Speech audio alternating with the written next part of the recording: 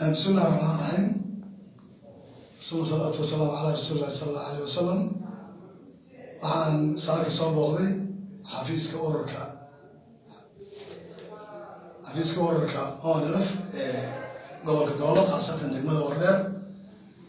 aad baan marka koowaad ugu faraxsanahay in xafiiskayga soo booqdo anoo ka imid degmada Booq kana mid ah xubin ka mid ah ururka ONLF ee degmada Booq. runtii waa arrin aad muhiim u ah in aan maanta xafiiska iyo guddoomiyaha iyo xubnaha kale oo ka tirsan ururka ONLF inaan soo booqdo oo aan is wareysano oo meesha ururka marayo iyo xaaladiisa iska wareysano. waa mar labaad iyo mar saddexaad aad iyo aad baan isu dhaweynayaa. tan labaad runtii waxaa isweydiin mudan waxyaabaha hadda keenay in maanta beelihii gobolka Doolo deganaa inay ku biiraan ururka ONLF. dad badan baa isweydiinaya. runtii Soomaalidu waxay dhahdaa ilmuhu waalidka ilmaha u dhalay ma kala jeclee ayagaa iska kala jeclaysiiya. runtii waxaan aragnay ONLF anagu dowladda hadda jirta oo dalka ka jirta oo deegaanka ka jira awal tii hore cabdi maxamed oo dowladda ka horeysana xuquuqdeeda kuma aanaysan. tana hadda timidna oo dulmadiid la baxday oo isbedel kala timid oo aan islahayn tii hore raadkeeda way ka leexanaysaa. qabaa'ilada iyo dadka gobolka Doolo dulman waxbay ka qabanaysaa na wadadii tii hore u bay raaceen.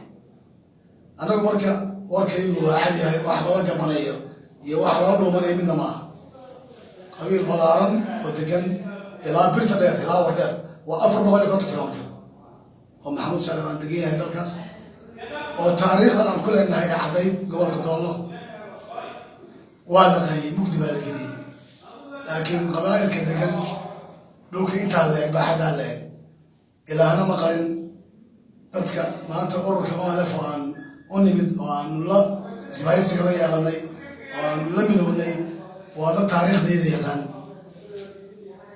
waa dad aanu aragnay maanta inay ka dhex muuqato cadaalad, midnimo Soomaaliyeed, walaalnimo, wadamqasho iyo in la fiiriyo waxa keenay la dabagalo oo la ogaado waxa salkeedu maxay yihiin waxa keenay waxa intaa leh oo dulmiga ah.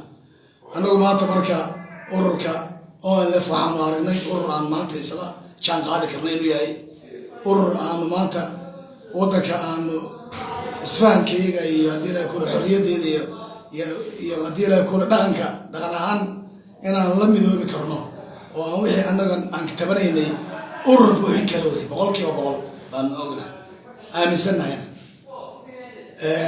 tan hadda aan maanta ku yimid socdaalkayga aan ku yimid waa socdaal ku sifaysan ama ku jooga inaan is wareysano in ururku shirweynu leeyahay, shirweynaha dhacaya bisha 11aad laga ballamo. shirkaasaa wax walba lagu taxliijin doonaa ururka xisbiga qofkii ururka ka mid noqonayo haddii la gura xisbiga dhexe ururka golaha dhexe haddii la kuuran yahay ururka xubnaha xisbiga iyo midnimada iyo shuruucda u dhaxayn doona waxay ku qeexmi doontaa shirweynaha ururka ONLF.